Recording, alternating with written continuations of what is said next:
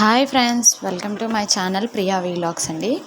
నేను వచ్చేసి ఈరోజు సింపుల్గా టేస్టీగా సొరకాయ కర్రీని ఎలా చేయాలో అనేది చూపించబోతున్నానండి. దీనికి పెద్దగా మసాలా ఐటమ్స్ కానీ ఇంగ్రీడియంట్స్ ఏం అవసరం ఉండదన్నమాట.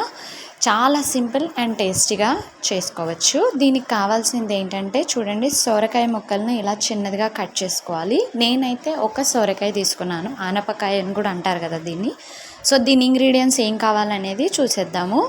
చిన్నగా తరిగి పెట్టుకున్న ఒక టమాటో, ఒక ఆనియన్, 2 పచ్చిమిర్చి, కొద్దిగా కొత్తిమీర, 4 టేబుల్ స్పూన్ ఆయిల్, వేయించిన నువ్వుల పౌడర్, పసుపు చిటికెడు, అల్లం పేస్ట్, తగినంత సాల్ట్, 1 టేబుల్ స్పూన్ కారం అండి. దీని తయారీ విధానం చూసేద్దాం.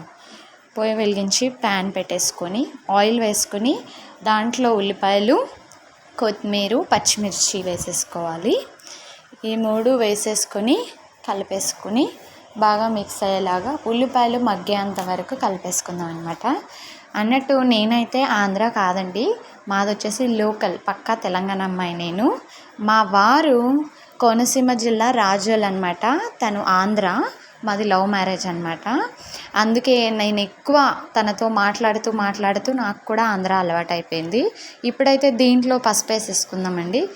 పసుపు చిటికెడు వేసేసుకొని అల్లం పేస్ట్ కూడా చిటికెడు వేసేసుకొని దీన్ని కూడా బాగా కలుపుకుందాం. మనము ఆనియన్స్కి పట్టుకునేలా కలిపేసుకుందాము.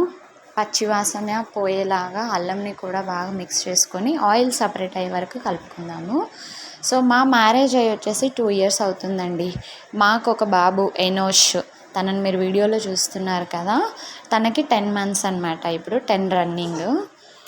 సో చూడండి, ఇలా ఆయిల్ సపరేట్ అవుతున్నప్పుడు బాగా వేగిన తర్వాత దీన్ని ఇలా ఒకసారి మళ్ళీ కలిపేసుకొని ఇప్పుడు సొరకాయ ముక్కలు కూడా దీంట్లో వేసేసుకుందాము.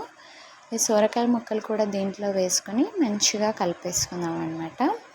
ఈ ముక్కలన్నిటికీ కూడా అల్లం అనేది మంచిగా పట్టేసుకొని పసుపు అల్లం పట్టుకునేలా కలిపేసుకోవాలి. ఇలా మొత్తం ఒక్కసారి మిక్స్ చేసుకొని ఉంచుకోవాలన్నమాట. దీన్ని ఆయిల్లో ఈ సొరకాయలు అనేవి ఎంత మగ్గితే అంత టేస్ట్ అనేది బాగుంటుందండి.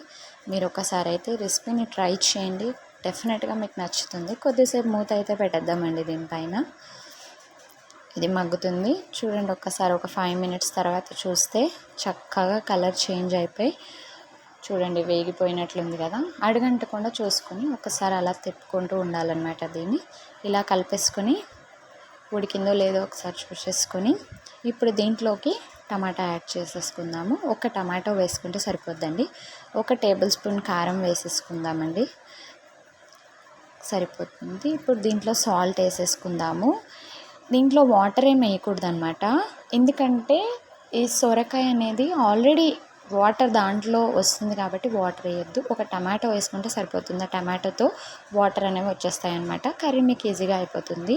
సో దీన్ని అంతటినే ఒకసారి ఇలా కలిపేసుకొని చక్కగా మళ్ళీ ఆయిల్ అనేది సపరేట్ అయ్యేంత వరకు ఒక 2 మినిట్స్ దీనిపైన మూత పెట్టేద్దామండి. ఏదైతే మగ్గుతుంది. మళ్ళీ మీరు ఒక 2-3 మినిట్స్ దాన్ని మంచిగా ఉడికించిన తర్వాత చూస్తే ఈ విధంగా ఉంటుంది.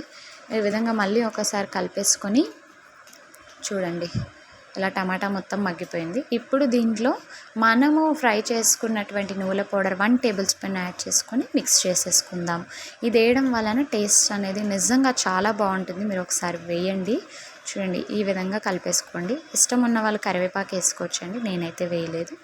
అంతే అండి, చాలా సింపుల్గా రెడీ అయిపోతుంది. ఇది వేసిన తర్వాత ఒక 2 మినిట్స్ మాత్రమే మూత పెట్టి అలా కొద్దిగా దానికి పట్టుకున్నది. చూడండి, ఆయిల్ సపరేట్ అయిపోయింది. చాలా టేస్టీగా, చాలా లుకింగ్ కూడా సూపర్ ఉంది. సో అంతే, దీన్ని సర్వ్ చేసుకోవడం మాత్రమే. ఎంతో రుచికరమైన సొరకాయ కర్రీ రెడీ అయిపోయింది. ఒక్కసారి ట్రై చేయండి. నా వీడియోని చూసి లైక్ చేయండి, షేర్ చేయండి, సబ్స్క్రైబ్ చేసుకోండి, నన్ను సపోర్ట్ చేయండి. మరిన్ని వీడియోలతో మీ ముందుంటాను. బాయ్.